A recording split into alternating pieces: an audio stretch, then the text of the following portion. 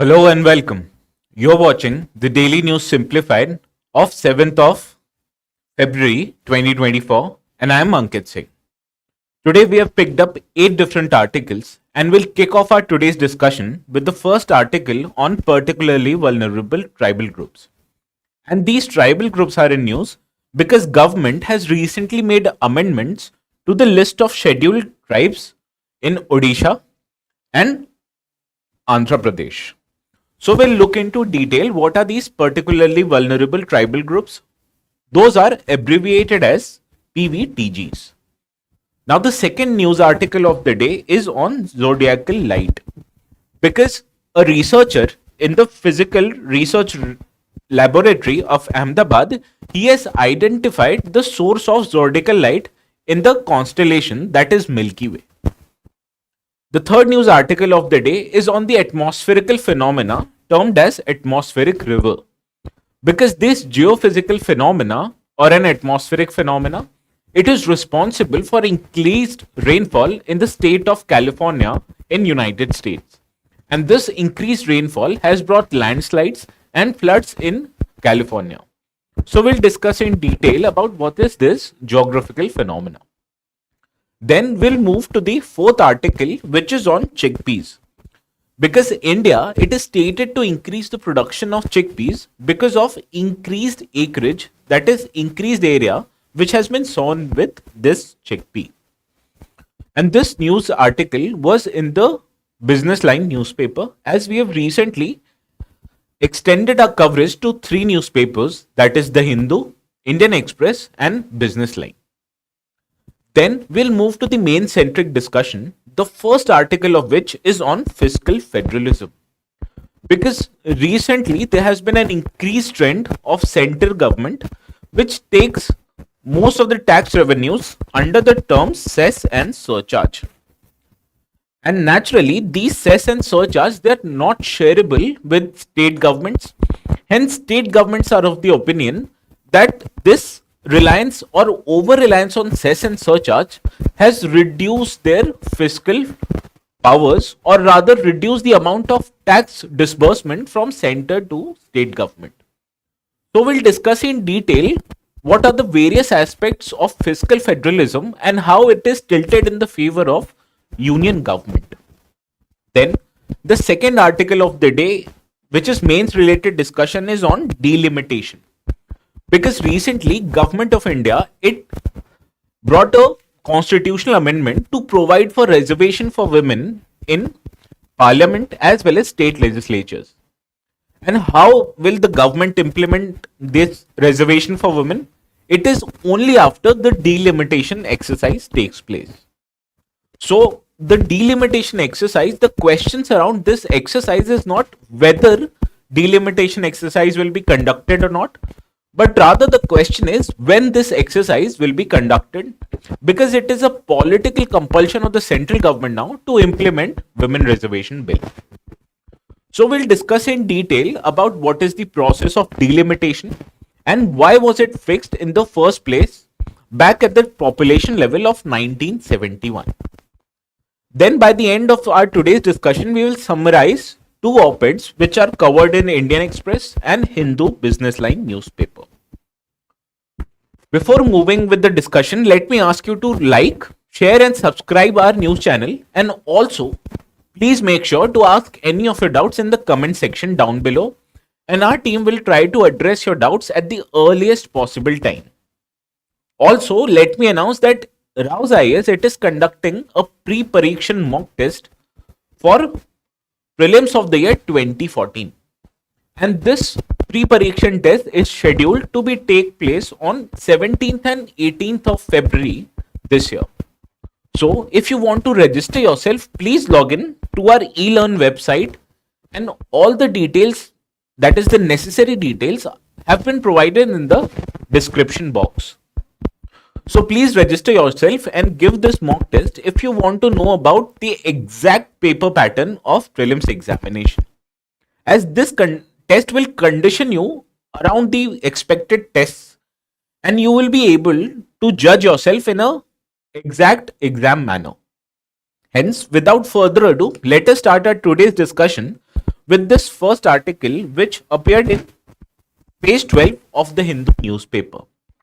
Now, this article reports that the central government, it has brought a bill, rather two bills in the Indian Parliament, and these bills are now passed by Rajya Sabha. And these bills, they are intended to amend the list of scheduled castes and scheduled tribes in two states, that is Odisha and Andhra Pradesh. And this amendment was made in order to increase the list, or rather bring the particularly vulnerable tribe under the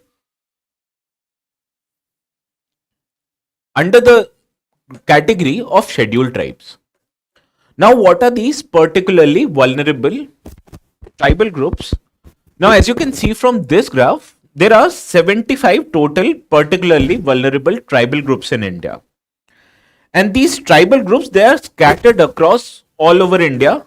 Most of the amount of these tribal groups, they are located in state of Odisha as well as Andhra Pradesh, which represents figures of both Telangana and Andhra Pradesh.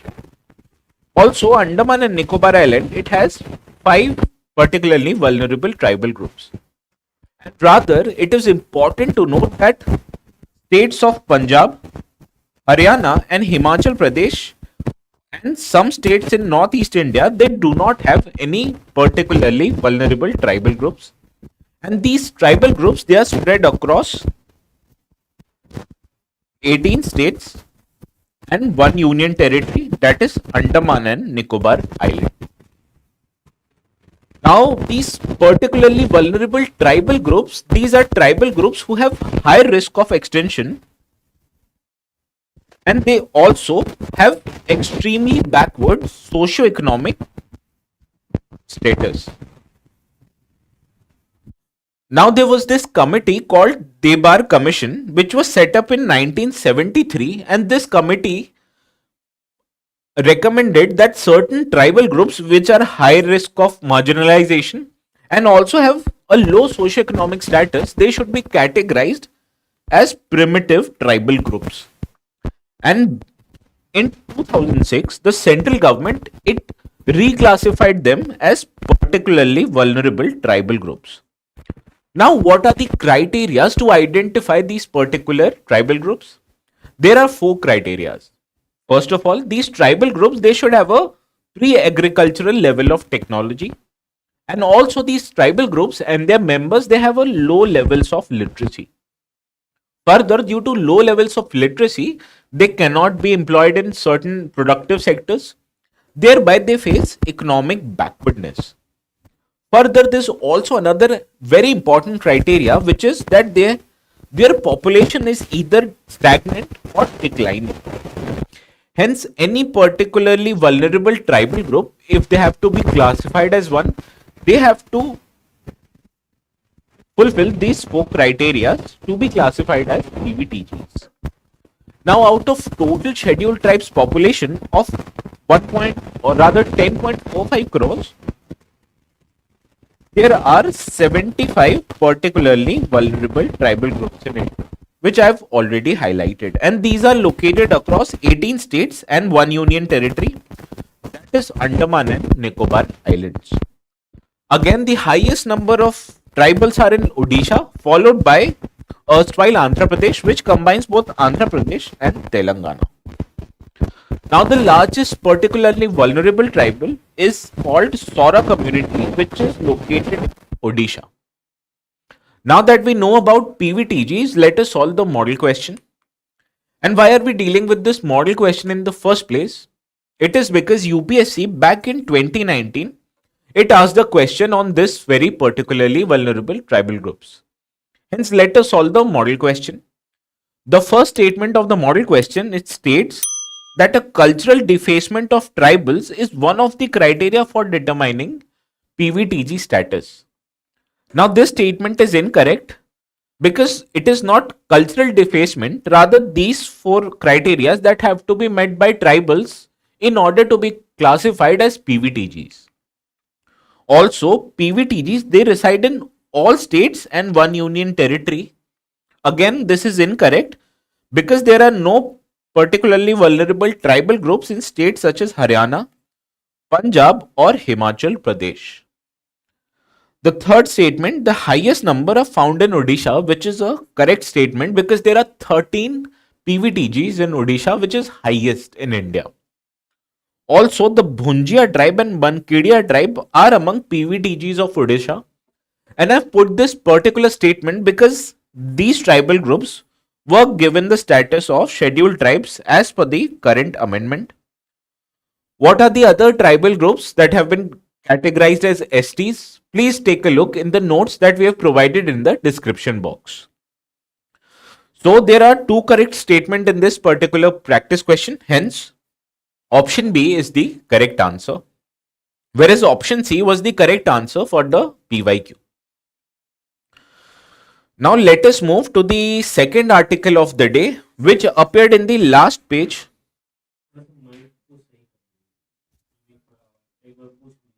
Am I audible now?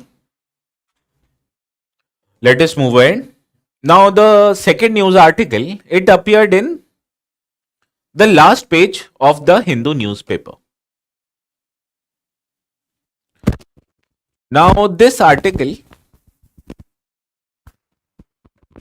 am I audible? Let me check the comment section.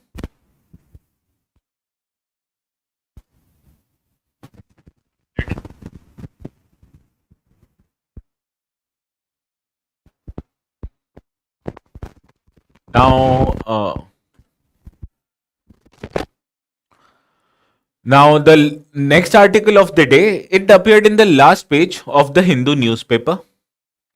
Now this article, it reports. Now this article, it states that the zodiacal dust, which is a phenomena in our Milky Way galaxy, it is due to the scattering of light from zodiacal dust, and this produces what is called a zodiacal light. Now a researcher in the Physical Research Laboratory in Ahmedabad, he has identified the exact source of zodiacal dust in our own galaxy.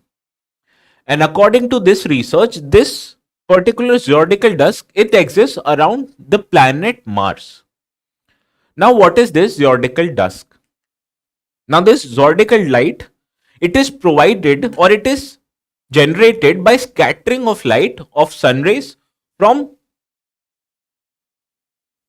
dust which are scattered across the universe. Now these zodiacal light, they are faint glow light visible in dark nights from Earth. And these lights are generated due to scattering of light from interplanetary dust. And these are called zodiacal dust. And the Juno, which is a probe sent by NASA to Jupiter, it has identified the major source of this dust at 1.5 astronomical units.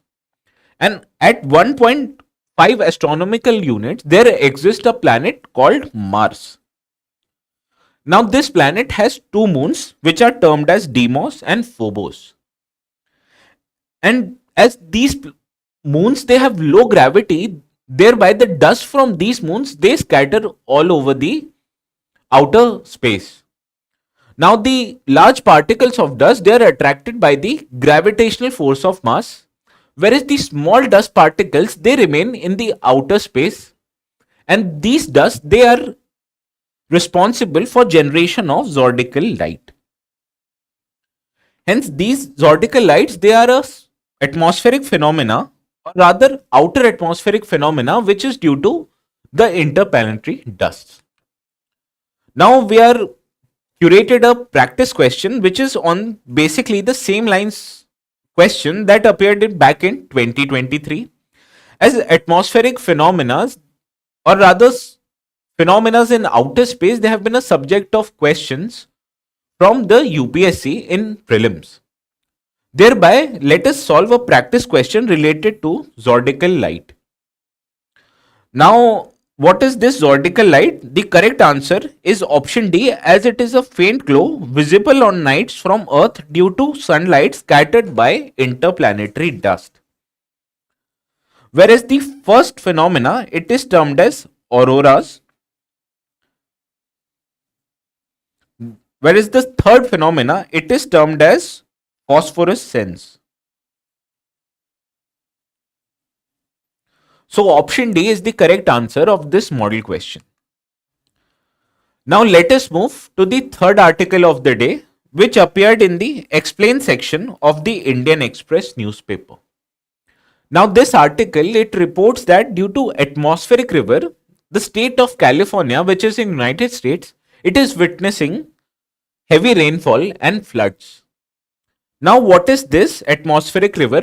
Let us take a look in the next slide. Now these atmospheric river, they are termed as a long narrow regions of atmosphere which is created by evaporation of light, evaporation of water of Pacific Ocean. Now when there is a sunlight over Pacific Ocean, it evaporates the water of Pacific Ocean, which again rises up in the air and causes accumulation of water vapor in the upper atmosphere. Now this collection of water vapor, it is quite huge in the Pacific Ocean, and it is so huge that it contains as much water as there is in the Mississippi River. So this collection of water vapor, it flows towards the west coast of US, and there it meets Rockies Mountain. Now these Rocky Mountains, they are young fold mountains which are made up of sedimentary rocks. So when the accumulation of water vapor, it interacts with the Rocky Mountains, it creates upliftment of this water vapor, which again causes sedimentation or rather condensation in the atmosphere due to orographic rainfall. Hence this accumulation of water vapor, it creates large amount of rainfall in the Californian valley, and this rainfall, it creates floods and also landslides, because again Rockies is a young fold mountains which is made by sedimentary rocks.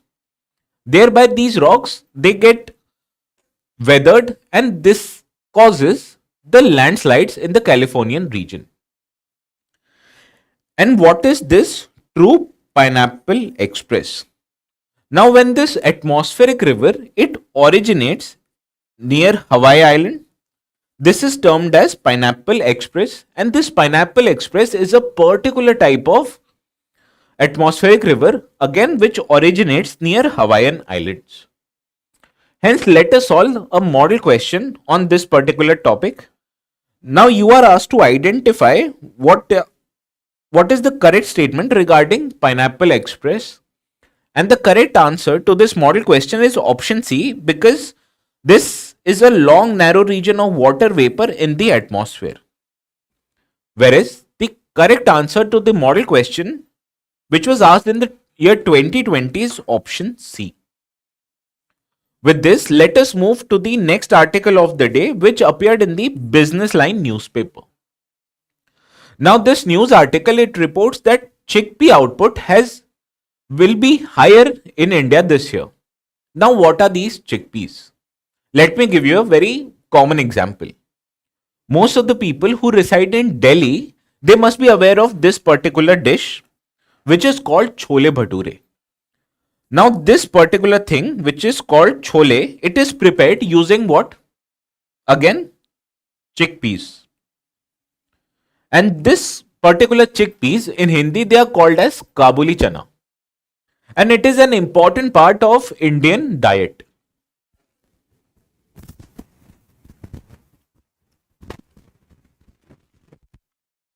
Now let us understand what is the atmospheric conditions which is required for growth of these chickpeas. Now these chickpeas, they have a high nutritional value, which you can see from this table, as they are rich in protein and also other minor minerals such as calcium, iron and phosphorus. Thereby if you require a high protein diet, then you must have Kabuli chanas or chickpeas. Now these chickpeas, they are grown as a winter season crop, right? But what is important to note that frost, if it happens during the time of flowering of this crop, it leads to failure of flowers to develop seeds. Thereby frost, it is injurious to growth of chickpeas. Further, this chickpeas, it requires low amount of rainfall, just about 60 to 90 centimeters per annum. Also, what is the soil type which is required for growth of this chickpeas? Now, it can be grown in just coarse textured sandy soils and also in fine textured deep black soils, which are also called as vertisoils. Now, what kind of soil is most suited? It is soil which has a pH ranging from 6 to 8, that is right from low acidic to low basic soils. Also, these kind of crops, they require good drainage because accumulation of moisture again is harmful for this crop. Also, what kind of water supply does it require? It is mostly grown as a rain-fed crop. As you can see, the amount of water required for this crop is quite less. Also, if there is an excess irrigation supplied to this growth, it leads or it enhances the vegetative growth of the crop, but rather it also reduces the yield of the crop. So you should not provide excess irrigation support to the growth of chickpeas. Now these chickpeas, they have a particular benefit that they have very small carbon footprint. How do these crops have small carbon footprint? Because first of all, they require low water and also they have nitrogen fixation properties. Thereby you also need to apply low amounts of fertilizers. And these two qualities, that is high requirement of water and fertilizers, it increases the carbon footprint of crop. Therefore, when there is a low carbon or low water and low fertilizer requirement of this crop, it automatically results into lower carbon footprint. Hence, this chickpeas, they have lower carbon footprint. Now, let us solve the model question. And why are we dealing with this model question? Because questions related to nitrogen fixing plants, it was asked in the prelims of the year 2022. So let us solve the question modeled around chickpeas. The first statement, it states that this chickpea, they have a low carbon footprint, which I have already explained is a correct statement because this chickpeas, they require low amount of water as well as low amount of fertilizers. Thereby, they have a low carbon footprint. Hence, the first statement is correct. The second statement, highly acidic soils are most suited for chickpea cultivation, which again is an incorrect statement because they require low acidic soils as well as low basic soils, which should have an ideal pH between 6 to 8. The third statement, excessive irrigation increases yield but reduces vegetative growth. Again, this statement is framed in a reverse manner because excessive irrigation to chickpea plant will increase the vegetative growth but will reduce the yield of the crop. Hence, only one statement is correct. Thereby, option A is the right answer to this model question. Whereas the PYQ is concerned, the answer to which you can find in the PDF that we have attached below.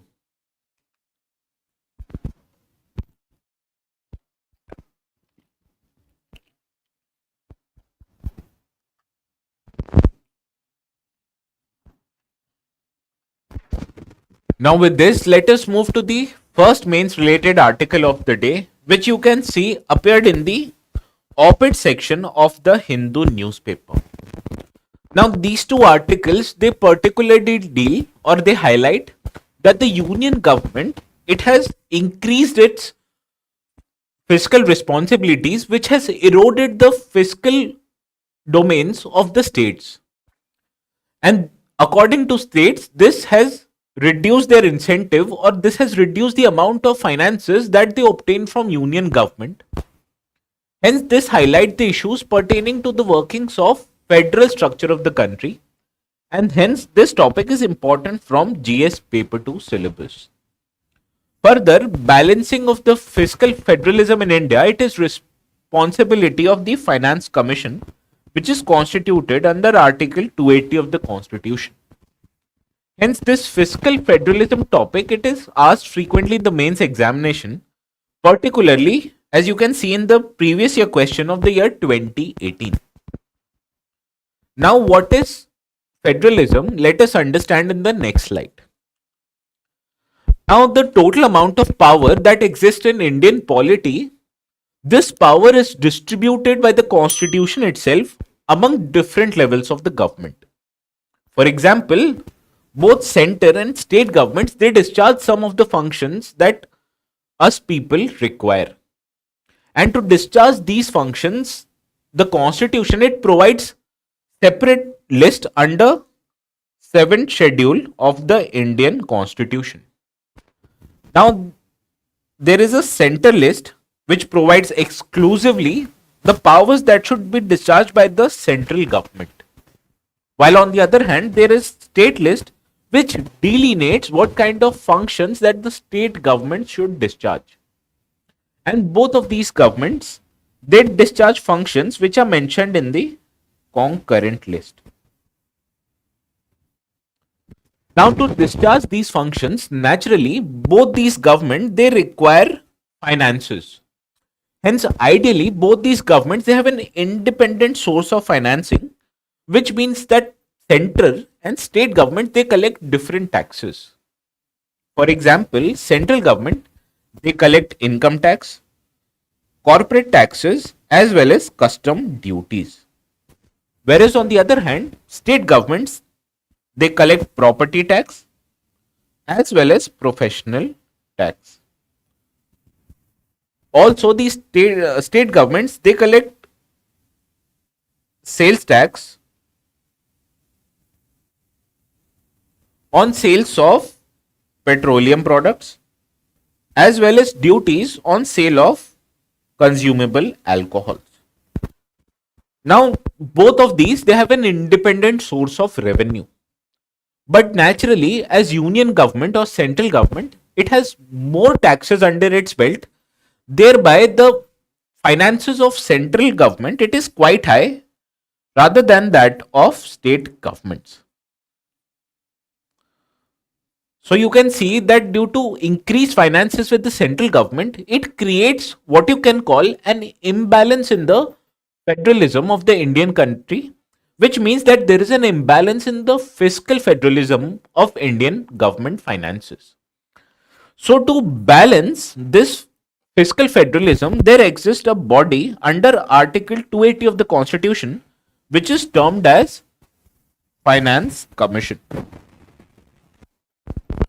Now, this Finance Commission, it is responsible for allocating some of the central government finances, and it distributes these finances among different state governments. Correct? So, you can see that this Finance Commission, it plays a key role, or rather a balancing wheel of Indian fiscal federalism. But naturally, according to states, the center, it has encroached upon its exclusive domain of finances due to various different reasons. Let us understand what are the issues that plague Indian fiscal federalism in the next slide. Now, the first issue that pertains is the share of revenues between center and state governments. Now, the total tax which is collected by the central government, it is termed as gross tax revenue. For example, this pie, it refers to total tax which is collected by the central government, and it is termed as gross tax revenue. And from this pie, which signifies the total tax collected by the union government, we reduce or we deduct some amount of different taxes. For example, union government, they have to provide finances to union territories. And also, union government, it reduces the amount of tax expenditure that they have to incur in order to collect all these taxes. Further, central government, it also collects taxes under the cess and surcharge. And these cess and surcharge, they are not shareable with state governments. So out of this whole pie, which denotes gross tax revenue, we deduct this particular share, and hence this particular remaining pie, it is termed as net tax revenue.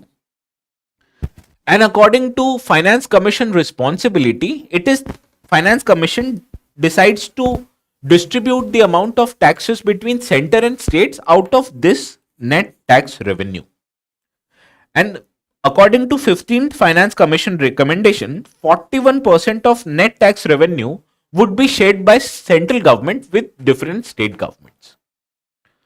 But naturally, you can see that central government it deducts the amount of cess and surcharge from this gross tax revenue to calculate net tax revenue. But recently, what we have witnessed that the collection of cess and surcharge, it has the share of this cess and surcharge, it has increased in the gross tax revenue. Because earlier, back in 2015-16, the share of cess and surcharge in total gross tax revenue was just 5.8%. However, in 2023-24, cess and surcharge they amount almost 10.8% of total gross tax revenue. Hence, the amount of cess and surcharge collected by the union government it has almost doubled. So, increase in this share of pie would naturally mean that the gross tax revenue would be less. Hence, lesser is the amount that the union government is required to share with states due to increase in cess and surcharge. And this, according to the state governments, is an erosion of their fiscal federalism. Further, according to Article 275 of the Indian Constitution, Finance Commission it also provides that central government it should provide grant in aid to various states. And from 14th to 15th Finance Commission, what we have witnessed that the total amount of grant which is given to states it has actually reduced. Because earlier it was 1.95 lakh crore back in 2015-16, and this amount it has reduced to just 1.65 lakh crores. So in the span of 5 years, the actual grant in aid which is given by central government to various state governments, the total amount of this grant in aid has actually reduced. Further, these two are termed as statutory transfers. Now, there are also other types of transfers between state government and central government. And this can be understood under non-statutory transfers. For example, union government it has brought various centrally sponsored schemes, which are schemes for benefits of various sections of society. Now, who contributes the finances for implementation of these centrally sponsored scheme? These are financed by both union as well as state governments, and only when the state governments provide their share, then the union government will give finances for implementation of this scheme. So not just the total share of gross tax revenue has decreased for the state, but also central government it has increased the amount of transfers to the state under this centrally sponsored scheme. But these are challenging for implementation by the state governments, because naturally these state governments they have to provide for funds to the union government to implement this scheme, which again increases their liabilities. Further, these schemes they are solely decided upon by the union government, and these are according to political priorities of the union government themselves, which necessarily does not mean that the state governments they also have same political priorities. So these implementation of central sector schemes they not just reduces the political autonomy of the state government, but it also impinges upon the financial autonomy of the state governments. Because when union government it provides for fund of centrally sponsored scheme, then almost the exact amount of fund will also have to be provided by the state government, which again increases their liabilities.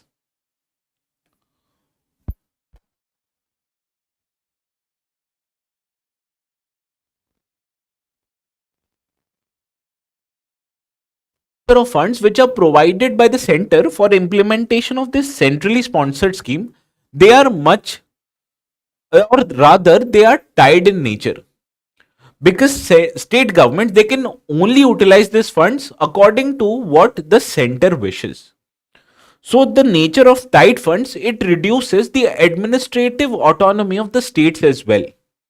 Hence, this erodes the federal principles which are actually desired by the constitution makers, that these two governments, they have independent source of political functions, but rather when there is a centrally sponsored scheme, so their implementation, it erodes the independence of state governments. Further, as I've already highlighted, it is the finance commission which balances the imbalance in Indian fiscal federalism. However, who constitutes this finance commission? It is constituted by the union government. What is the composition of finance commission? Again, the members of finance commission, they are again solely appointed by the union government. Further, union government, it also fixes what is known as terms of references. As these terms of references, they are utilized by finance commission to understand the distribution of revenue between central government and state government. Correct. So these appointment of members and fixing of terms of reference, it is again the sole prerogative of the union government. But on the other hand, whatever functions that this finance commission discharges, it also impacts the polity of state governments. So state governments, they have no act or they have no role to play in appointment of members or fixing of terms of references of the finance commission. Hence, again, this erodes the fiscal federalism of the country. Further, central government, it also imposes limits on borrowings by the state government.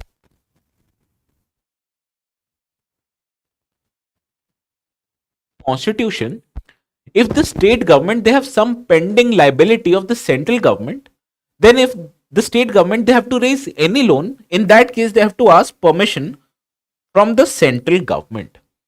And this gives central government a veto on borrowing powers of the state government themselves.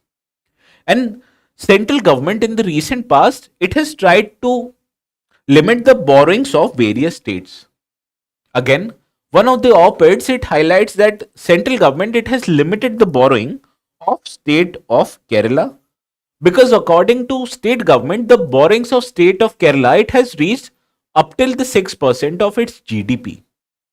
Hence, to implement the fiscal consolidation, what central government wants, that Kerala government should reduce its welfare spending, which again, according to today's news article, it erodes the fiscal responsibility of a different state government. Hence, reducing the shares of revenue by increasing reliance on cess and surcharge, reducing the amount of grant in aid which is provided under Article 275 of the Constitution, relying more on non-statutory transfers such as centrally sponsored schemes, as these transfers, they are tied in nature, thereby reducing the administrative and financial autonomy of a state government. Further, appointments to the finance commission and fixing of its terms of reference, it comes under the sole prerogative of the union government, and also state government, they have no role to play in appointing members or fixing terms of reference of finance commission. Further, central government, it also imposes several limits on borrowings of various states, which again highlights that the fiscal federalism in India has somewhat eroded. So what is the way forward in order to balance the fiscal federalism in the country? Let us see this in the next slide. Now let us deal with the statutory transfers, which means distribution of tax revenues. Now, naturally, what is required, that is the total tax revenue collected by the union government. The reliance on cess and surcharge should reduce, because these cess and surcharge, they are not shareable with states. Thereby, central government it has to reduce its reliance on cess and surcharge in collection of taxes.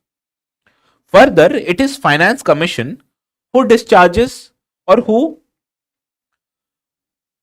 is responsible for distribution of funds from central to state governments. So, according to various suggestions, the representative of state governments they should also be asked for their opinion in terms of appointing members of Finance Commission and also in fixing of terms and references.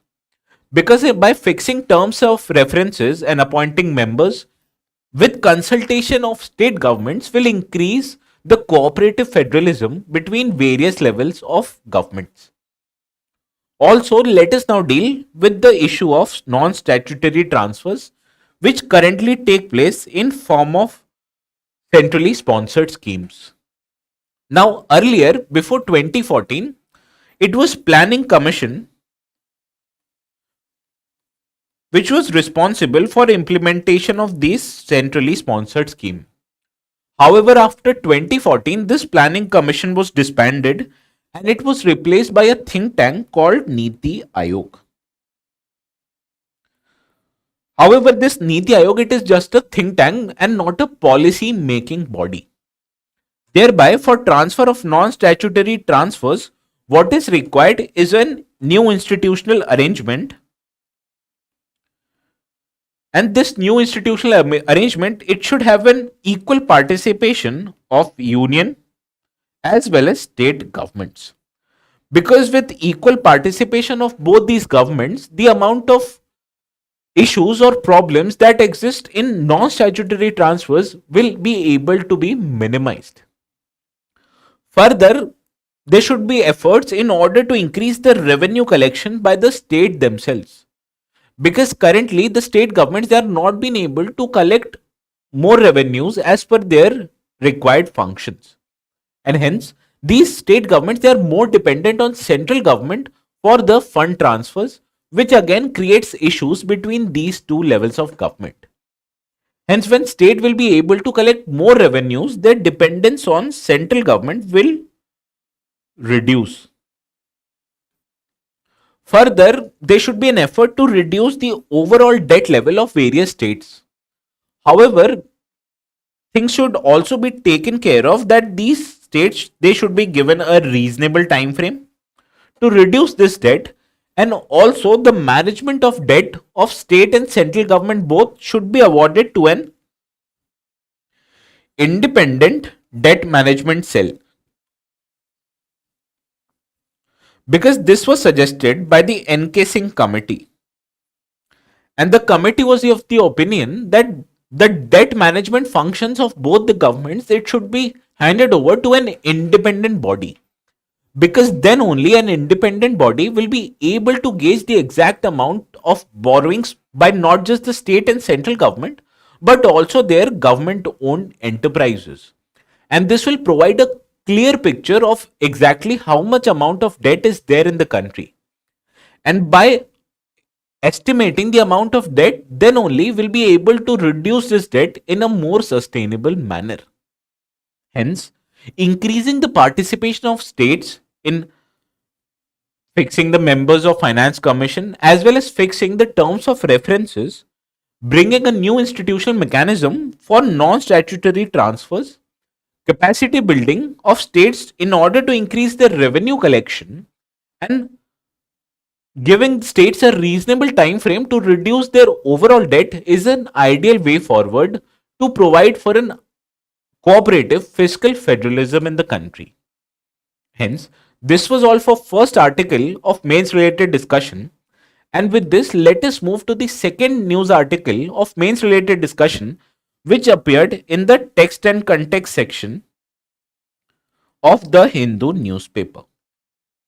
Now, recently, Government of India it brought forward the Constitutional Amendment Bill, which provided for reservation of seats for women in central, that is Parliament, as well as state legislative assemblies.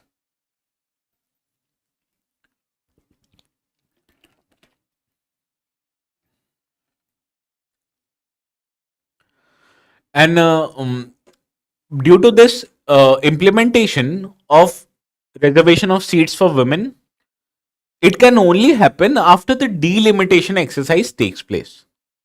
So the question is not rather if the delimitation exercise will take place or not, but the question is when this exercise will actually take place.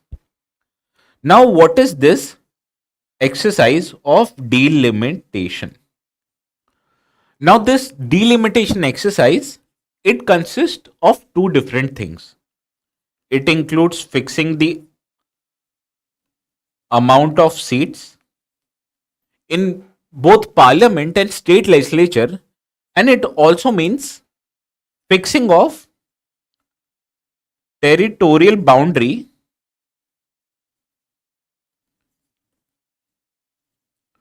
of various constituencies.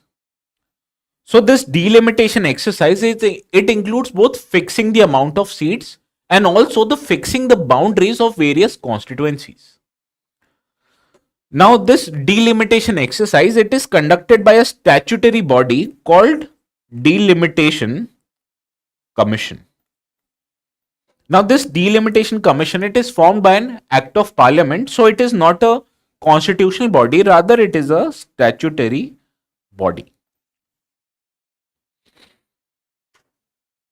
Now this exercise of delimitation, it was first conducted in 1951, then again in 1961 and 1971.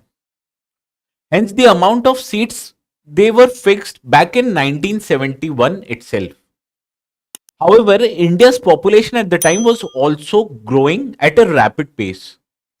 And according to southern states back then, the increase of population was much more prominent in the northern states of India. So these southern states, they were of the opinion that increase of population in northern India will mean that northern Indian states, they will naturally have more amount of seats in parliament. And this will tilt the federalism of the Indian country much more towards these northern states. So to allay the fears of southern states, the government at the time, it brought forward 47 Constitutional Amendment Act, which fixed the number of seats in parliament and state legislature. Further, and this amount of number of seats, they were fixed up till 2000, which was again extended up till 2026 by the 84th Constitutional Amendment Act. Now this 84th Amendment Act, it fixed the amount of seats in both union government, that is parliament, and state legislature back at the population level of 1971. So this seat was fixed according to the population of 1971 itself. However, 87th Amendment Act, it provided that the amount of, or the rather territorial boundaries of constituencies, they can be changed in different states. However, this change should be as such that the total amount of seats should be fixed. Rather, the boundaries of the various constituencies, they can be changed according to 87th Amendment Act, and this was again valid up till the year 2026. So there were two aspects again. First is fixing the amount of seats, and the second aspect is fixing the territorial boundaries. Now, according to 42nd and 84th Amendment Act, the exact amount of seats in parliament and state legislature, they were fixed back at the population level of 1971. Whereas on the other hand, the boundaries of constituencies, they were fixed as per the census of the year 2001, and these boundaries were fixed by keeping the amount of seats exactly the same of the year 1971. So let us understand why is there a need for delimitation now. Again, let me tell you that the seats that were fixed by 42nd Amendment Act and subsequently 84th Amendment Act, it fixed the amount of seats based on the population levels of 1971. And back in 1971, India's population was just 54.8 crore people. However, in current year, India's population is somewhat more than 140 crores. So you can see the amount of population in India, it has increased about 2.5 times. However, the allocation of seats in the Indian Parliament and state assemblies, it is again fixed at the amount of population of 1971. So this violates the principle of representation in an equal number, because the allocation of seats, they were fixed by the year 1971. Now that India's population has increased by almost 2.5 times, hence it is required to increase the amount of seats also by 2.5 times, right? So this is the first requirement why we need delimitation in the first place. Now the population level of the year 1971 was 54.8 crore, which means that every MP in that time, it represented about 10.1 lakh people per MP. However, this should be increased to about 25 lakhs population, which is represented by an MP currently. So you can see the amount of work that an MP should have do, it has increased about 2.5 times, which again increases the burden on an individual representative. Hence, an representative will not be able to give a sufficient amount of time because his own responsibility has increased about 2.5 times. Hence, in order to ease the burden on representatives, we also need delimitation exercise. Further, there is a principle called equal representation, that every constituency should have an equal representation in the Indian Parliament as well as state legislature. However, is our representation equal? The answer is not. And let me tell you why.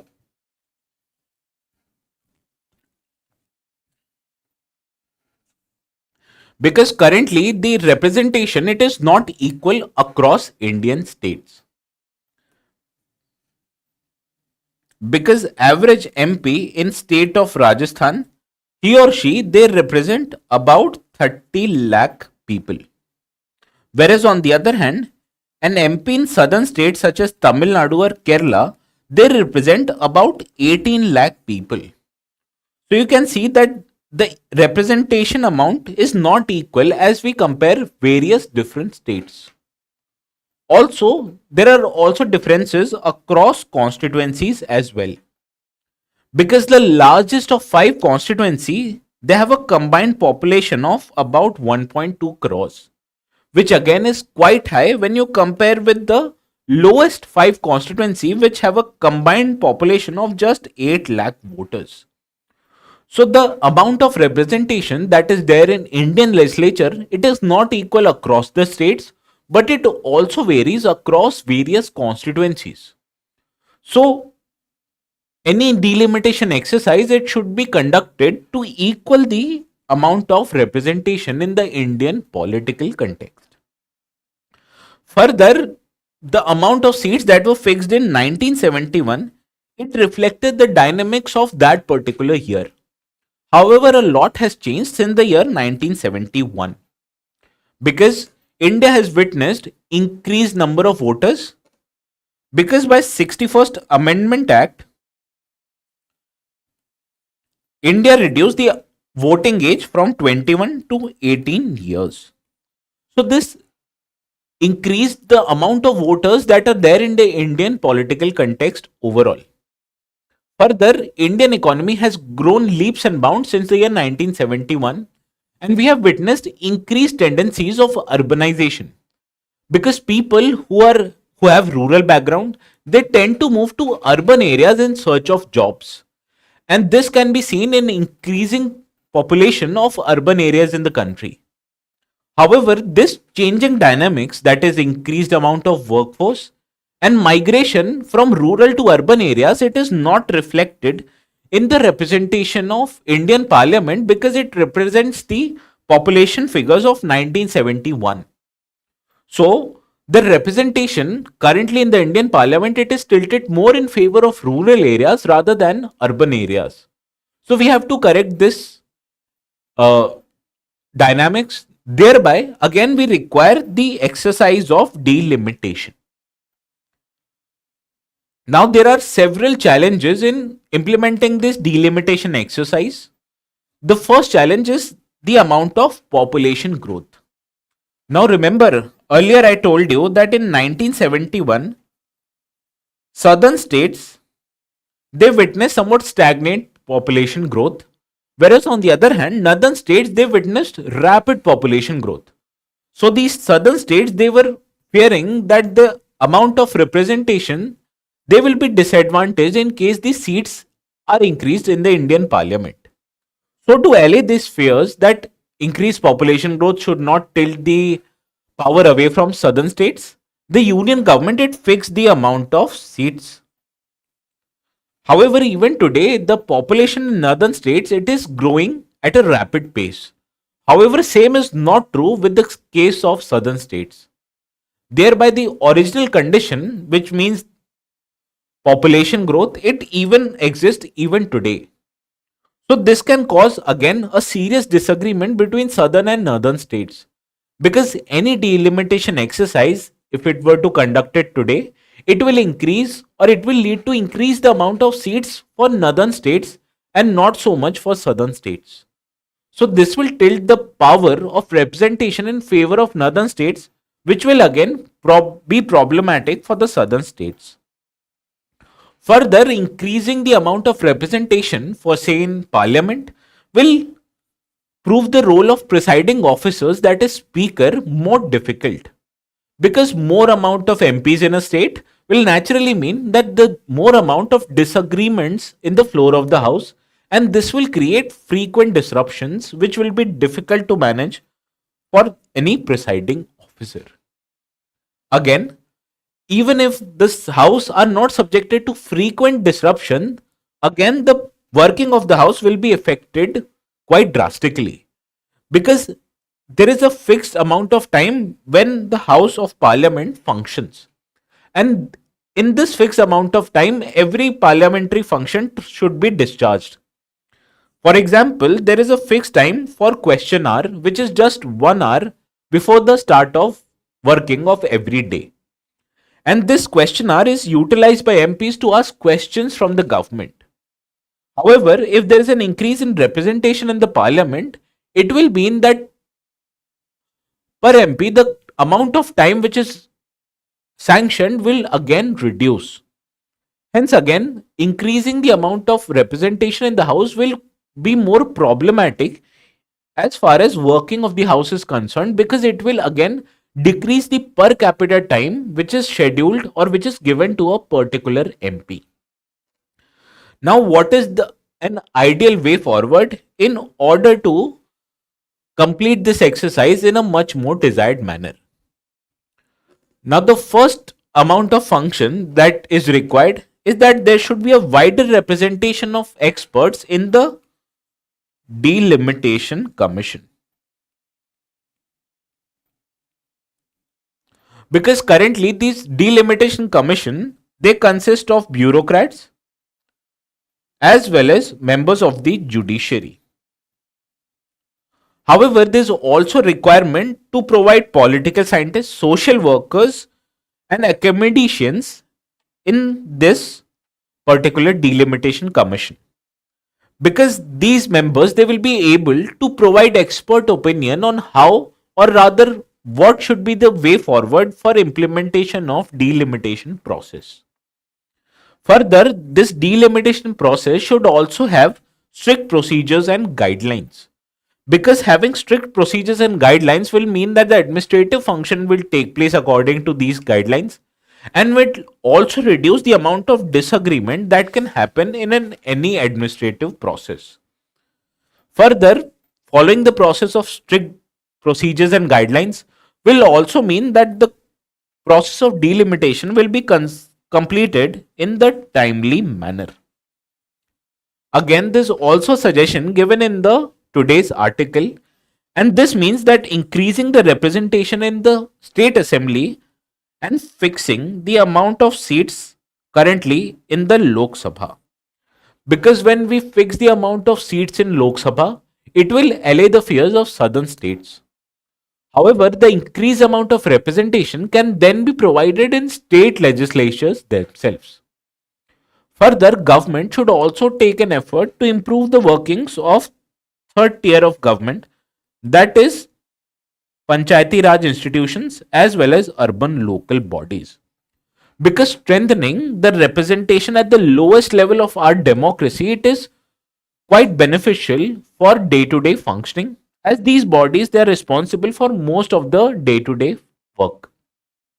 Hence, by increasing the representation of people in second and third tier of the government, that is state government and local bodies, will lead to increased representation of people, and fixing the amount of seats of MPs in Lok Sabha will also allay the fears of southern states. Hence, this was all for today's mains related discussion on delimitation. And with this, we move to the summary of our first op ed article,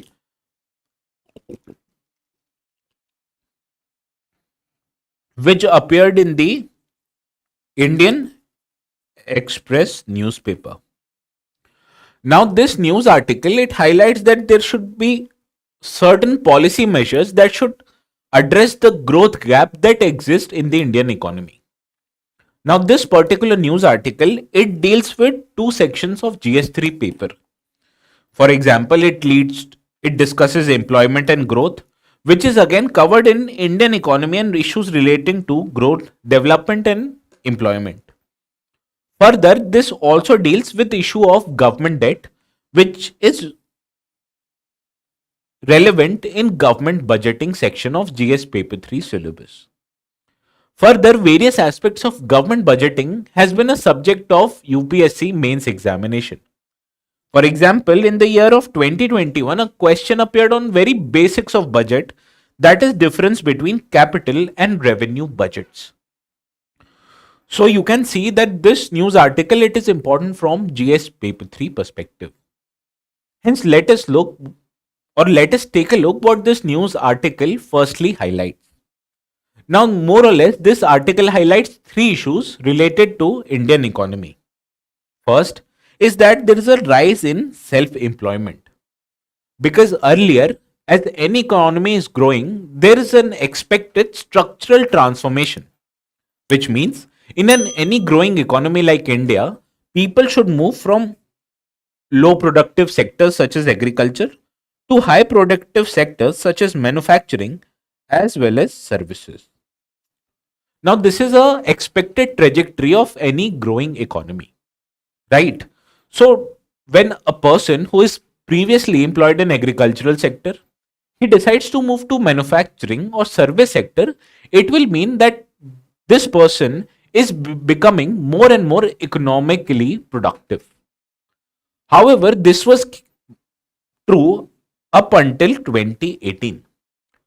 And since 2019, what we have witnessed is that Indian workforce it is more and more engaging in self employment.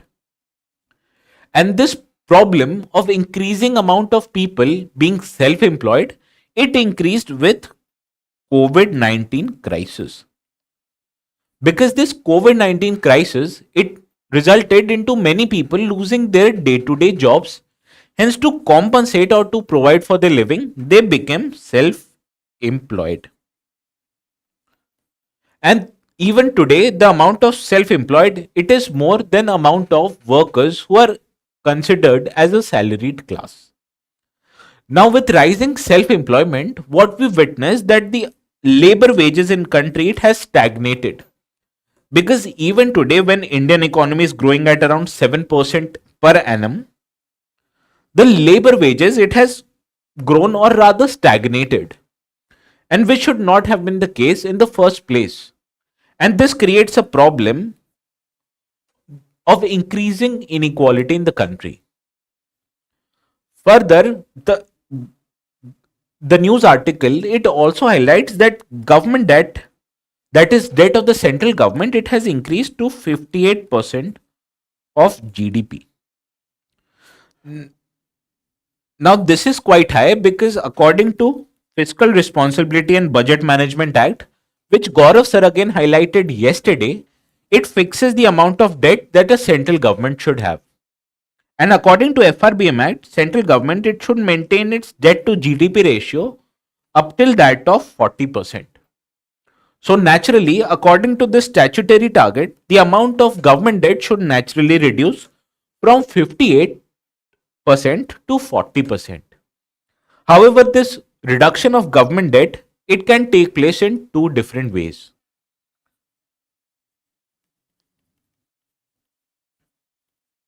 For example, to reduce the government debt, naturally any government should reduce its spending. And what are types of government spending? They can be categorized into two categories. First is revenue spending, which means spendings on salaries, subsidies, and pensions. And there's a second type of spending which is known as capital spending. Now, this capital spending, it is spending required to construct roads, ports, airports, railways, which are known as productive expenditures. So, ideally, to increase economic growth, what we require consistently is increasing in amount of capital spending. So the natural way to reduce the government debt is to reduce the revenue expenditures only. And in this regard, let us discuss why is this capital expenditure more important in increasing the economic growth of the country and moving people away from self-employment to more economically productive jobs. Now, why is there a need to increase amount of capital expenditure? First of all, India wants to grow at a rapid economic pace. So, it requires more and more expenditure in capital expenses. Now, this capital expenditure, it will help India plug the gaps that exist in its infrastructure. For example, when the government spends more and more amount on capital expenditure, it will construct roads, railways, airports and ports. And this will help government to establish a certain level of infrastructure in the country. And using this infrastructure, what the businesses will be achieving is that it will reduce the logistic cost in the economy and it will also promote industries to set up manufacturing units, because these manufacturing units they require infrastructure in the first place. So when government it constructs infrastructure in the country, it boosts manufacturing in the country, and this creates a positive atmosphere for not just the government but also for private sector to increase their investment in the economy, because these private sector they will be looking to increasing their manufacturing and utilize the existing infrastructure in the country.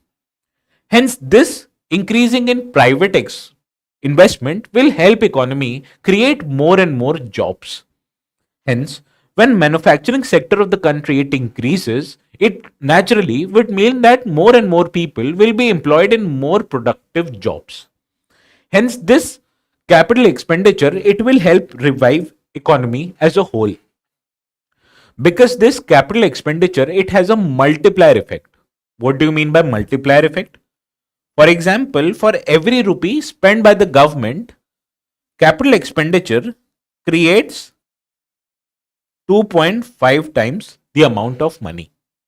Whereas on the other hand, for every amount of rupees spent on revenue expenditure, it only creates 0.99 rupee of revenues.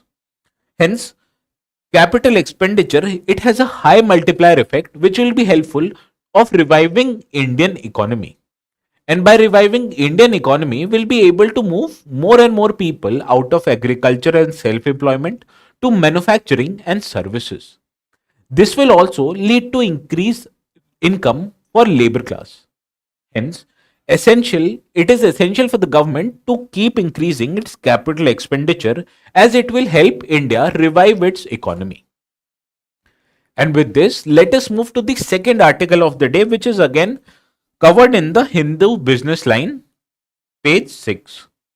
Now, back in the previous slide, I highlighted that India requires currently capital expenditure.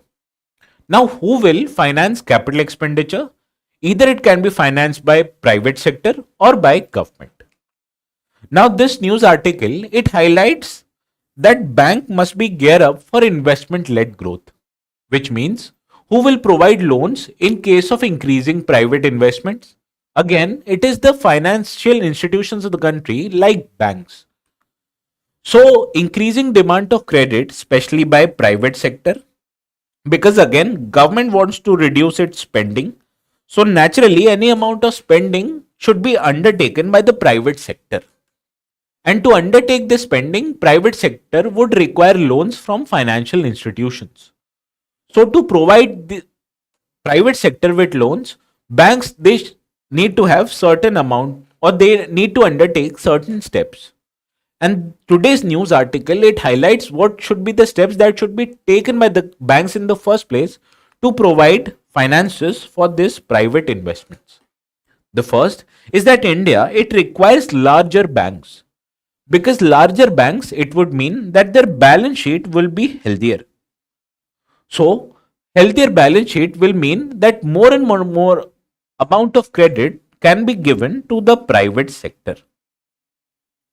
Further, this credit should be provided for longer duration, because infrastructure investment, they take longer time to be able to economically productive. Hence, currently Banking Regulation Act of year 1949, it imposes a limit on banks that they cannot take deposits for more than 10 years. However, to provide for capital expenditures, these amount of funds should be provided for larger amount of time, which is more than 10 years. Hence, there is a need to amend the Banking Regulation Act, which will provide the banks to extend longer tenor funds to private sectors. Further, the banks, they should also look to provide these credit at a cheaper cost. And this would mean that the amount of spread, which is the difference between interest payment on deposits and interest payments of loans, it should be reduced by the banks, because then only the loans can be provided to private sector at a cheaper price. Further, banks should also look to extend their business opportunities, especially in tourism sector, and also should take a look to increase the financial inclusion of women, because currently only 33% of borrowers are women, whereas on the other hand, more than 49% of the population are women. Hence, banks should take an effort to increase the financial inclusion of women, as it will help women to come under a formal financial net.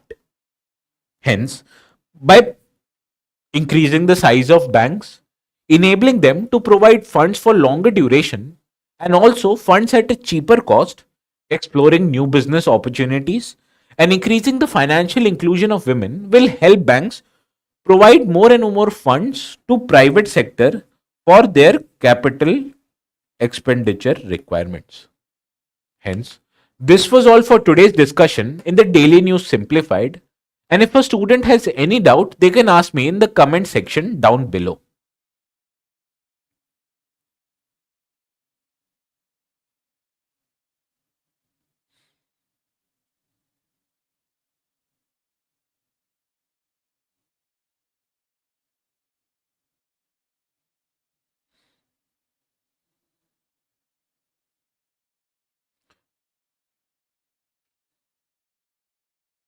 No, Shashank. Shashank is asking a question. Yes, I guess he has asked a question.